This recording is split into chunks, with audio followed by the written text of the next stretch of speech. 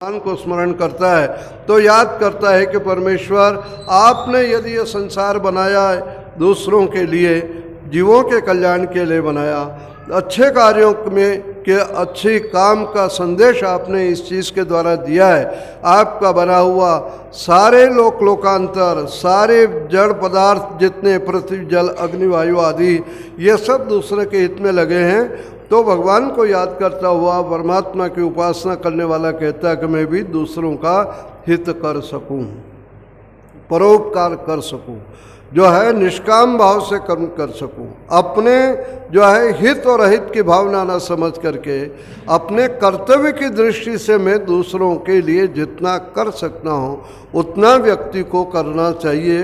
ये परमात्मा की उपासना से उसको प्रेरणा प्राप्त होती है।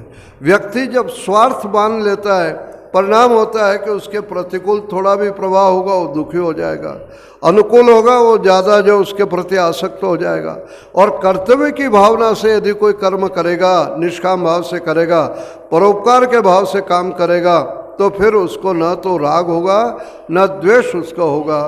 तो परमात्मा के लिए कह रहा है कि भगवान आप धर्म के भंडार हो, परोपकार के भंडार हो, और आप जो है व्यक्तियों को धर्मयुक्त कामों में, लोकहित कामों को करने की प्रेरणा अपने साधकों को, उपासकों को, भक्तों को देते हो। इसलिए हम आपको क्या कर रहे हैं, प्रणाम कर रहे हैं। तो इस प्रकार से परमात्मा सुखों का देने वाला, सांसारिक सुखों को देने वाला, साथ साथ में जो है वो कह रहे हैं कि परमात्मा लोकहित के कार्यों में भी आपको प्रेरणा देता है। और अंत में कह दिया नमः शिवाय च शिवतराज। ये भगवान आपसे बड़ा कोई मंगल स्वरूप, कल्याणकारी, मोक्ष प्रदाता संसार के अंदर नहीं है। मोक्ष स्वरूप सबसे भगवान का कल्याण स्वरूप क्या है, वह मोक्ष देने वाला। मोक्ष को मैं बार बार निवेदन कर रहा हूँ कि मोक्ष का मतलब कहीं ऐसा नहीं कि ऊपर जाके बैठ जाना है और वहाँ घूमना फिरना है या हलवा पूड़ी खाना है। हमारे यहाँ स्वर्ग और नरक की जो पौराणिक कल्पना की गई है वैसा मोक्ष नहीं है। वहाँ स्वर्ग में कह दिया है कि भाई स्वर्ग में जाओगे, वहाँ खूब खाना पीना मिलेगा, बीमार नहीं होगे, और वहाँ मेनका, उर्वशी वगैरह वो नाचने गाने वाले भी सब दरबार लगा हुआ है देवी देवताओं का, वो सारा होगा।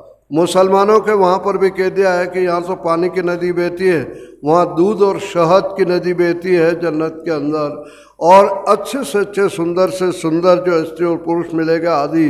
ये लोभ लालच वहाँ दिया गया है। वैदिक धर्म के अंदर मोक्ष कहा गया है बंधन से छूटना, यानी पूर्ण रूप से स्वतंत्र होना, यानी जन्म और मृत्यु से व्यक्ति छूट जाए, मान और अपमान से प्रभावित न हो, और इसी प्रकार से जो है वो भूख और प्यास, नाना प्रकार के द्वंद्वों से छूटने का ही नाम क्या है, मुक्ति है। वो मोक्ष परमात्मा के द्वारा वो देने वाला है, और वो व्यक्ति उस परमात्मा का गुणगान करके उसको प्राप्त कर सकता है। आगे 3 बार हम लोग जो शांति शांति शांति का पाठ करते हैं, मैं रोज निवेदन कर रहा हूँ कि 3 प्रकार के दुख हैं। एक आध्यात्मिक दुख है। आध्यात्मिक दुख का मतलब एक शारीरिक दुख और दूसरा मानसिक दुख। शरीर से आदमी को कभी कभी बड़ा कष्ट होता है, पैर टूट जाए किसी का और बिस्तर पर उसको रहना पड़े। बताओ, जो आदमी दिन रात चलता है और पट्टा चढ़ जाए, उसको महीना 2 महीना पड़ा रहना पड़े, उसकी क्या हालत हो। या किसी को पैरालिसिस हो जाए, मान लो भयानक, जो चलने फिरने काम करने वाला व्यक्ति है, हर शारीरिक कष्ट आ गया है तो पैरालिसिस हो गया, उसको परिणाम में लकवा मार गया, तो साल 2 साल 3 साल कभी कभी आदमी बिस्तर पर पड़े पड़े निकालता है, बल्कि मलमूत्र भी उसको उसी पर जो है वो छोड़ना पड़ता है। घर वाले उसकी सेवा ठीक करे तो ठीक, वरना बहुत दुख रहता है। तो भगवान से प्रार्थना करें कि भगवान शारीरिक कष्ट हमारे जीवन में हमको न आवे। देखो, कष्ट उसको आएगा जो दूसरों को क्या करेगा, कष्ट देगा। ध्यान रखना, दुख देने वाले को हमेशा दुख मिलता है। कभी कल्पना मत करना है कि हम दुख दे रहे हैं हमको नहीं मिलेगा। भगवान के खाते में ऐसा जमा है कि उसका भुगतान अपने को करना ही पड़ेगा। चलते समय रास्ते व्यक्ति को एक्सीडेंट कर जाएगा, ठोकर मार जाएगा या और कुछ हो जाएगा। तो ऐसी हालत के अंदर हमें जो है ये शरीर संबंधी भगवान दुख न हो, आध्यात्मिक दुख न हो। और मानसिक दुख, मन से व्यक्ति कभी कभी बड़ा बेचैन होता है, कभी अशांत होता है, आप देखते हो मानसिक अशांति का परिणाम डिप्रेशन में लोग चले जाते हैं, पागल हो जाते हैं एक प्रकार से, बल्कि आत्महत्या तक कर लेते हैं। यह मानसिक रोगों का जो प्रभाव है, तो ये कह रहे हैं कि ये मानसिक रोग भी व्यक्ति को अंदर ही अंदर से घुट जाता है। वो शारीरिक कष्ट का तो पता लग जाता है, लेकिन मानसिक रोगी है, चिड़चिड़ा हो रहा है, गुस्सा कर रहा है, या अंदर ही अंदर घुट रहा है, परिणाम हो रहा है कि उसको कुछ नहीं दिखता है, तो मरने के अलावा उसको कोई चीज़ दिखती नहीं। मैं गुड़गांव था, कई साल हो गए, एक लड़का मेरे पास अखबार लाया और कहा कि आपके प्रवचन का मैटर लाया हूँ। मैंने कहा इसमें क्या प्रवचन? तो उस अखबार में समाचार था कि एक सप्ताह में 5 नौजवानों ने आत्महत्या की। अरे मैंने कहा पागल, ये क्या समाचार है? का पढ़ो तो सही। तो उसके अंदर था कि वो मरने वालों की आयु 25 से 35 वर्ष की थी, और सैलरी कितनी थी? बड़ी बड़ी कंपनियों में काम करते थे वो, कि 80,000 से लेकर के 1,20,25,000 तक सैलरी थी। बस इसलिए मर गए आत्महत्या कर लिए। किसी ने कुछ ज़्यादा अफसर ने डांट दिया, किसी ने कहना नहीं माना, या किसी ने मन के प्रतिकूल कोई भाव, काम नहीं हुआ या इच्छा पूरी नहीं हुई, तो मरने के अलावा कुछ भी दिखता नहीं है। परमात्मा से दूर रहने का सबसे बड़ा भारी यह कारण है। भगवान की भक्ति करने वाला व्यक्ति धैर्यशाली होगा, सहनशील होगा, कष्ट को सहन करने की उसमें ताकत आ जाएगी। इसलिए भगवान से करें कि भगवान हमको शारीरिक कष्ट भी नहीं हो और मानसिक कष्ट भी नहीं हो, या आध्यात्मिक दुखों हमारे पास ना हो। इसलिए एक बार शांति का पाठ करते हैं हम लोग, दूसरी बार शांति बोल रहे हैं कि आदि दैविक दुख हमारे पास ना हो। आदि दैविक का मतलब है कि वर्षा से, गर्मी से, सर्दी से। आप देख रहे हो अपन बरसात के लिए तरस रहे, यहाँ पर पानी नहीं बरस रहा। और बिहार में क्या हाल हो रहा है, आसाम में क्या हाल हो रहा है, उधर बाढ़ आ रही है, गांव के गांव डूब गए, घरों में पानी घुस गया है, खाने के लिए जो है परेशान हो रहे हैं। एक महिला का ऐसा दिखा है कि घुटने तक पानी में वो चल रही हैं, सिर पर लकड़ियाँ हैं, उन लकड़ियों को लेकर के, और बहुत लंबे दूर तक उसको जाना, और वहाँ जाकर के उन लकड़ियों से वो जलाएगी, खाना पकाएगी, तब घर वालों को खिलाएगी। अब बताओ कितना बड़ा दुख है।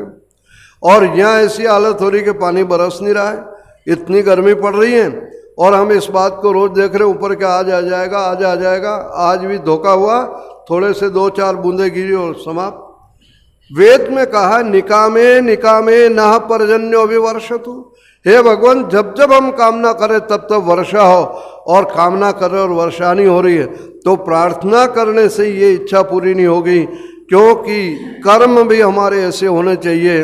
गीता में लिखा यज्ञात भवति पर्जन्य, आप यज्ञ करोगे तो बादल बनेंगे, बादल बनेंगे तो वर्षा होगी। पहले घर घर में यज्ञ हुआ करते थे, परिणाम होता था कि वर्षा समय पर होती थी, न तो अनावृष्टि का दुख था, न अतिवृष्टि का दुख था। आज ये दुख दोनों आ गए इसलिए कि हमने भगवान के आदेश का पालन नहीं किया है। महर्षि दयानंद ने पंच महायज्ञों को अनिवार्य बतलाया, और इस बात को कहा कि संध्या करने से पुण्य नहीं, लेकिन न करने से पाप लगेगा। हवन करने से, दैनिक हवन करने से पुण्य नहीं, करने से पुण्य नहीं, लेकिन नहीं करोगे तो क्या लगेगा? पाप लगेगा कि भगवान के बनाए हुए संसार को आप शरीर से, अपने मलमूत्र से गंदा कर रहे हो, और उसको साफ करने के लिए 16 आहुतियाँ यदि आप अग्नि में नहीं डाल रहे तो पाप के भागी बनोगे। तो जब तक घर घर के अंदर यज्ञ होते रहे, तब तक अतिवृष्टि और अनावृष्टि के दुख से हम लोग बचे हुए रहे। यह आदि दुख, आदि दैविक दुख कहलाता है। और आदि भौतिक दुख माने प्राणियों से दुख। भूत कहते हैं प्राणी को, तो प्राणियों से दुख से मतलब है कोई सांप काट खाए, बिच्छू काट खाए, शेर खा जाए। आज जंगल कम हो गए तो शेर क्या हो रहा, अपने इधर तो नहीं, बिहार वगैरह में देखो, बंगाल में शेर गांव में, शहरों में घुस जाते हो और कईयों को उठा ले जाते हैं। मनुष्य ने प्राणियों को जो है, पशुओं को मारना शुरू कर दिया। वो पशु हिंसक पशु का भोजन था, और जो पशु मर जाता था उसको वो लोग खाते थे। लेकिन आदमी ने उनको भी मारना शुरू कर दिया, तो उन्होंने भी पशुओं की हिंसा कर दी, और उनका खाना कम हुआ तो कभी शहर में घुस के बच्चों को, आदमी को, किसी को भी उठा के ले जाते और मार डालते, खा डालते। तो प्राणियों से भी हमको कोई दुख न हो, अतिवृष्टि और अनावृष्टि वाला दुख भी हमको न हो, और साथ साथ में शारीरिक कष्ट भी हमको न हो, और मानसिक कष्ट भी नहीं हो। शारीरिक कष्ट व्यक्ति को किसी किसी को होता है, आप देखो कितनी तकलीफ उसकी बढ़ जाती है, आप कल्पना कर सकते हो। अपने बूढ़ा में जो डॉक्टर साहब था कितना एक्टिव व्यक्ति था, लेकिन एक्सीडेंट हुआ, गिर गया, आज कितने साल हो गए, कुछ भी स्मृति नहीं है। घर वाले धन्यवाद के पात्र हैं को बड़ी श्रद्धा से उनकी क्या कर रहे हैं, सेवा करने। वरना जो आदमी सेवा करते करते दुखी हो जाए तो भगवान से प्रार्थना करना कि भगवान ऐसी कृपा करो कि हम चलते फिरते विदा हो जाएं, शरीर से हमको कष्ट ना आए, मन से भी कष्ट ना आए, प्राणियों से भी ना आए, और दूसरा जो अति वर्षा, अति गर्मी, अति सर्दी से बचे। यही हम 3 बार शांति शांति का पाठ करते हैं। तो यह संध्या के मंत्रों में हम भगवान से क्या कहते हैं ये मैंने बतलाने का पूरा यत्न किया है। हर एक मंत्र में हम लोग ओम बोलते हैं। ओम का क्या मतलब है, वो ओम छूटा हुआ, इसलिए कल ओम के बारे में वो बताऊंगा, इसलिए कल कोई भी अब्सेंट न रहे। ध्यान रखना, बड़ा महत्वपूर्ण विषय है, भगवान का मुख्य निज नाम है, तो ओम के बारे